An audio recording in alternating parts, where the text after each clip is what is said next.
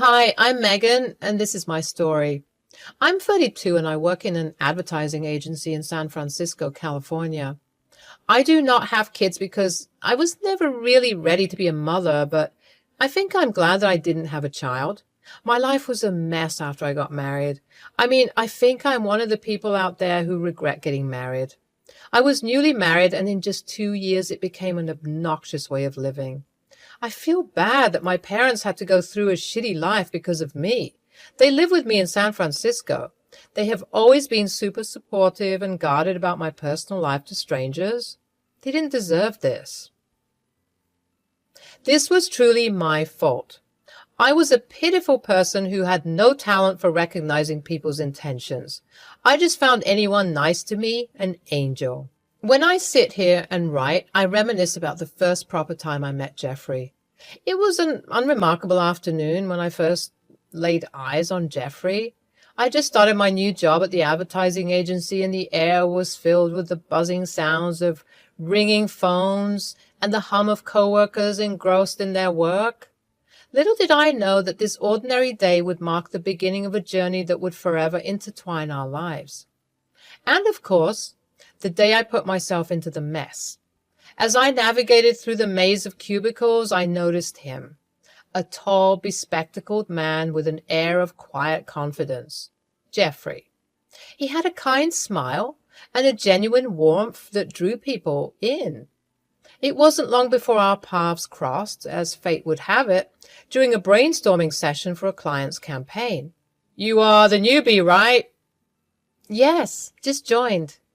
I must say it is a beautiful workplace, and they have a great coffee machine." "Yeah, the place cleans up pretty nicely. Many people have commented on how the place can get once the real show begins. You get so many meetings to attend that are sometimes just an excuse to give boring lectures. But our employer is pretty chill." "How many breaks do we get here? I need small breaks because my back gives up on me like anything." "Oh, really? Mine too." "There are good sitting areas around the office. You can always change your positions whenever you feel uncomfortable. Okay? And the coffee machine is right there. Well, which cubicle are you in? It's nice to get to know someone, and even better if you get to sit beside them." "Oh, yes. My den is the one in the first row, 3 seats on the left." As we got to know each other, we found ourselves paired up for the task, exchanging ideas and engaging in lively discussions. His creativity and intelligence impressed me, and I admired his ability to think outside the box. We shared a natural synergy, bouncing ideas off each other effortlessly. Our connection extended beyond the confines of the office walls. We discovered common interests, from a love for indie music to a shared passion for exploring hidden gems in the city. As the weeks turned into months, our professional camaraderie blossomed into friendship. "Hey, I got these 2 concert tickets. Want to check it out with me?" "Oh, no, the underground ones. You know how claustrophobic I am. I'll probably faint from the obnoxious smell and sweat." "Oh, come on. This is not those kind of ones. This is a cafe nearby. One of my favorite indie artists is coming to perform. Come on. We'll have fun. Plus, we're going to get a discount on the food that will be served because we have the tickets. Their pasta is really good. You would love it."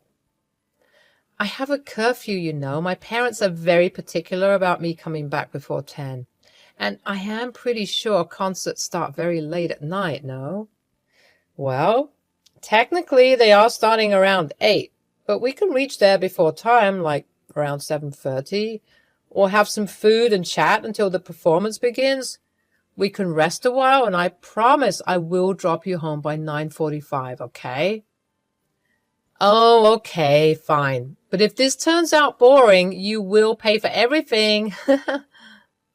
Friendship brought us closer, and it helped us get to know each other even more without feeling any sort of attachment. And all the must-be's and would-haves. Just plain old buddies hanging out. We thought this wouldn't spark any further until an impromptu after-work gathering that the spark between us truly ignited.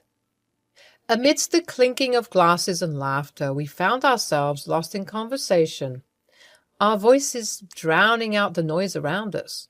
Time seemed to stand still as we delved into deeper topics, revealing our fears, dreams, and vulnerabilities. That time, I realized that Jeffrey saw me, not just the professional facade I wore during office hours, but the person beneath the surface. And I saw him too. His passion, his kindness, and the way his eyes lit up when he spoke about his dreams. It was then that I knew there was something more profound brewing between us. Months passed and our friendship evolved into something deeper. We navigated the delicate dance of courtship, cherishing the stolen moments of shared laughter and stolen glances. With each passing day, our connection grew stronger, until it became undeniable. We were falling in love. Everything sounds fluttery and nice, doesn't it? I know, because it felt like that at that time. But he was such a sly human being. The red flag was he was a total mama's boy. He would call his mom and talk to her in a babyish voice. He would have a different demeanor. He would whimper and giggle like a little child. I was shocked to see a transition like that. And he created a different personality in front of his mother. The things he would share with me, he would hide from his mother. That is always these type of people who end up being the creepy kind and makes you question every sentence.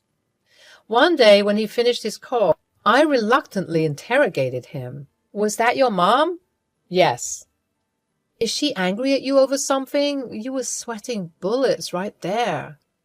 Nay, she's a sweetheart. She just loves me and is concerned about losing me. She was asking me whether I'm eating well or not and if the job was too tough for me. She always wants me back, but I always try to convince her out of it. Well, we should invite her then. It would be nice to meet your mother. Ah, we will. But I think she won't like visiting us because she's not really well and she lives alone in an old rental. Sometimes it gets really difficult, but we manage. Maybe we can visit her. Yeah, that would be nice. When Jeffrey finally mustered the courage to confess his feelings, my heart was having feelings of joy, nervousness, excitement, and scare, all of them together. I mean, I had such mixed feelings about him. It was quite an evening at a local cafe, the aroma of freshly brewed coffee mingling with the nervous anticipation in the air. With trembling hands and a genuine vulnerability, he professed his love. My mind was blown by the fact that he was following two different worlds, and he was also going to mingle me into it. He decided that he would move in with me and my family, and he had no problem taking my last name as well. His mother's house is in Sacramento. He lived with her until he got a job here and settled. His apartment was expensive, so he was kind of really eager to move in with me. He never invited me to his mother's place as well, saying that it was too shabby and I won't like it. He was trying his best to hide me from his mother. I understand, dear, but we must think of everything. If you're going to get married to me and move in with me, wouldn't that be trouble for your mother? You live with her, don't you? Yes, I do, but you know, dear, I feel like it wouldn't be a good place to stay, and I want you to feel comfortable and happy. My parents won't have a problem, but will you be okay with them sometimes hanging out with us? They are always worried about me forgetting them, so sometimes during weekends, I spend time with them. I've gotten quite busy with my work, and I come home really tired. We used to have dinner together, but nowadays I usually eat alone or eat outside. I understand, love, and it's all right. Don't worry so much. I'm here. But then what about your mom? Will she be okay? I will try to make time for her. During the times you go out with your family, I will visit my mom. Look, we're a team, right? We can make anything work if we put our minds to it. Our wedding day was not extravagant or grand, but it was filled with mixed emotions. As I stood at the altar gazing into Jeffrey's eyes, I knew that I had found my partner, my confidant, and my best friend, but also a secretive mother worshipper who also hides his real personality. Sometimes I wondered which one was his real side, the one he shows me or the one he shows to his mother. That evening, our journey had come full circle, from colleagues to friends, and now as husband and wife. But things took a sharp turn. I didn't know that the change would happen drastically. It felt like there was a small dent in our perfect picture frame. I find myself grappling with a peculiar sense of simplicity and monotony. Two individuals embarked on this marital adventure filled with dreams, hopes, and expectations. Yet, as time unfolded, our days seemed to settle into a rhythm that can only be described as unremarkable, even boring. From the moment we exchanged our vows, we vowed to be there for each other through thick and thin. Our love was simple, and our commitment was unquestionable. At least I wanted to try. But little did we realize that amidst the grandeur of our dreams, the reality of a simple and mundane married life would soon take hold. While Jeffrey was making arrangements to leave the apartment, I had a talk with my parents about the fact that he was moving in with us. "So, how's everything with Jeffrey?" "Hey, it's good, but sometimes I can't help but feel like something is off. I mean, Jeffrey's an incredibly talented guy. He's sweet and kind and does so well in his work. He and I have so much in common, but he has a strange side to himself as well." "See, dear, I told you the other day that my daughter has ended up marrying a creep. He looks intelligent and sharp, I don't doubt that, but his eyes are. I don't like his eyes. He also has immature and childlike behaviors which look kind of odd." Let us hear what she has to say before we jump to conclusions like that. I mean, Dad is right in a way. He does have two different personalities, actually three.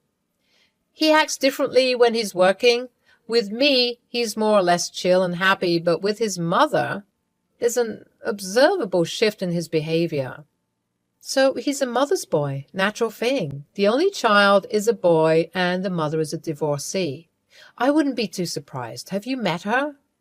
I haven't. I mean, I told him a couple of times, but he's always hesitant about it. He said that his mother is ill and doesn't like the company of people. That is nonsense. You are his bride now. That is a basic decency to want to meet his wife. I mean, I'm not saying that it is compulsory, but it is what you say, a courtesy. Oh yeah, one more thing. Jeffrey wants to move in with us. Like, he would bring everything from his apartment and...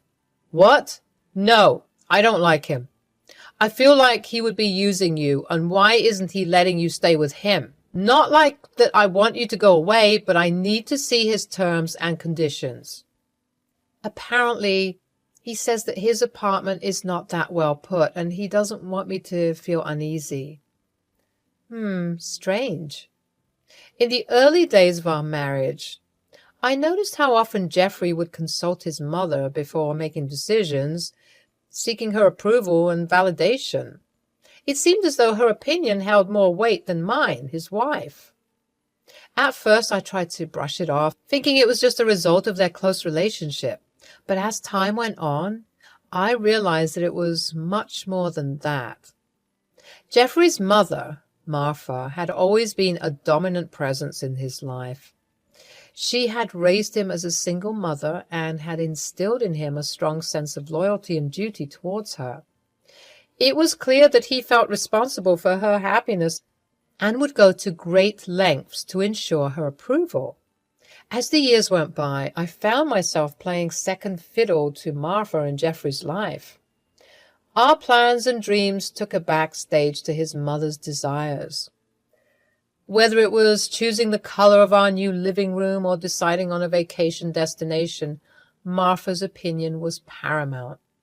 I felt like an outsider in my marriage, constantly overshadowed by her influence. My attempts to address the issue were met with resistance from both Jeffrey and Martha. They couldn't understand why I was bothered by their close bond. They saw it as a sign of love and devotion, whereas I saw it as an unhealthy obsession that was slowly tearing us apart. Jeff, are we still going on that trip to Italy, right? It is our honeymoon. Yes, we are. Don't worry. I'll be booking the tickets soon. Your mother is not in immediate danger, right? No, not. She'll be fine. I took her to the doctor the other day. She's pretty stable. I think she'll be fine. It soon became clear that Martha held an intense dislike for me, and she didn't hesitate to manipulate her son in an attempt to drive a wedge between us. At first, I brushed off Martha's behavior as typical mother-in-law quirks, thinking that with time things would improve. But as the months went by, her actions became more calculated and hurtful. She would call Jeffrey and subtly undermine me, making disparaging comments about my character and constantly question my ability to be a good wife.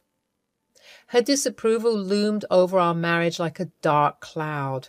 It was heartbreaking to witness how easily Martha could sway Jeffrey's opinion and emotions. She knew how to play on his vulnerabilities, using guilt and manipulation to cast doubt on our relationship. It seemed as though every time we had a disagreement or faced a challenge, she was right there, whispering poisonous words in his ear, planting seeds of doubt and dissatisfaction. Martha's tactics created a toxic environment that left me feeling isolated and helpless. I desperately tried to maintain my composure and remain strong for the sake of our marriage. But her relentless campaign against me took a toll on my emotional well-being. I constantly questioned my self-worth and wondered if I would ever be enough to overcome her influence. There is one time she called Jeffrey's phone and I picked it up because he was in the bathroom, and it was my golden chance to confront her. Yes, this is me, Jeffrey's wife. Oh, the one who took my son away. Why do you have his phone? Look, I don't want to cause any trouble. I'm just here to know if my son talks about me to you. Oh, yes, he does. You manipulated him to stay with you. He comes to me seldom nowadays, all because of you. I always told my son not to fall for girls like you, but you bewitched him by showing him your property and money and looks. Look, I said no such thing to him. He was the one who wanted to stay with me. I discussed it with him. That is not what we decided on. I love your son. Please try to understand I always ask him about you. Martha cut the call. She made a scoffing noise of disgust. I realized this was going nowhere. Our Italy trip didn't happen. My job made other plans. We were told to go on a small business-related trip to Korea. One of our marketing agencies wanted to collaborate with their brand. I had to go. I apologized to Jeff a lot, but he was strangely okay with it. He just told me to have fun and call him from time to time. I was feeling so low about our trip getting cancelled, but he didn't seem to feel anything at all. Is he really okay with it, or is he suppressing his actual emotions? I told him I would be back in a month. The day I left, my parents were there, but strangely, Jeffrey wasn't. When I called him, he apologized and said that he took his mother to the hospital for an emergency. He felt bad for not being there. I didn't say anything much to that. The Korean trip was wonderful and everything seemed pretty well. I managed to video call Jeffrey, but he was always in a rush. At first, I didn't think much of it. I thought maybe he was busy or something. But when I called my parents, I got to know a different story. Yeah, he's been here, but he hardly talks to us. He shifted permanently here after you were gone. He does not spend much time with us, just a simple hellos and highs. I see. Anything else? What is he doing and all? Well, no, he always seems to be in his room and doing work or talking late at night with someone.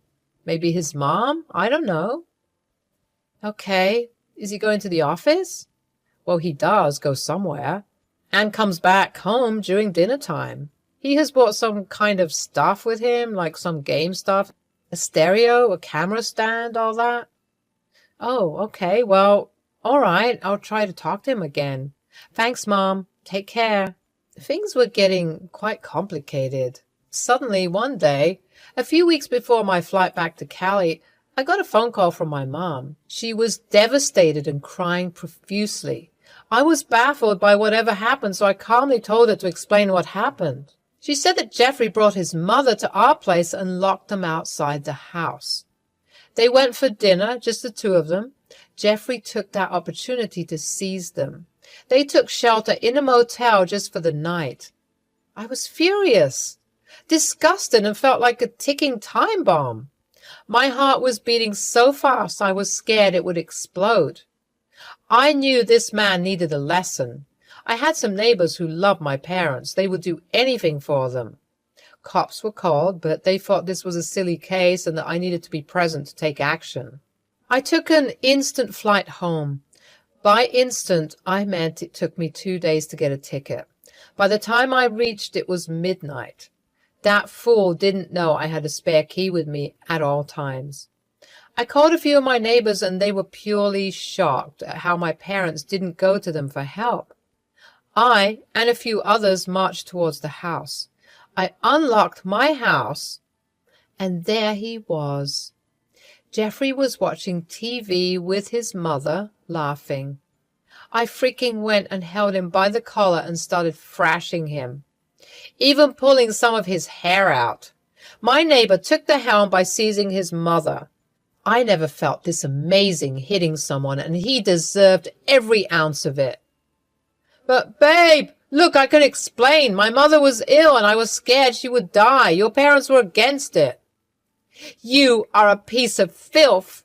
How dare you throw my family out of my house? And you thought you would get away with it? How freaking dare you? You mother my foot. I don't give any shit about her. You deserve every bit of this fist of mine, you absolute filthy scumbag. But wouldn't you have done this for your mother? Never. I'm not like you. My neighbors would have probably killed him if I didn't control my temper. The police were called and they were taken for further investigation. Meanwhile, I threw and burned all his property, his gaming console, his posters, everything. That piece of filth deserved no sympathy. The police reported that he snuck in his mother and let her stay in our bedroom.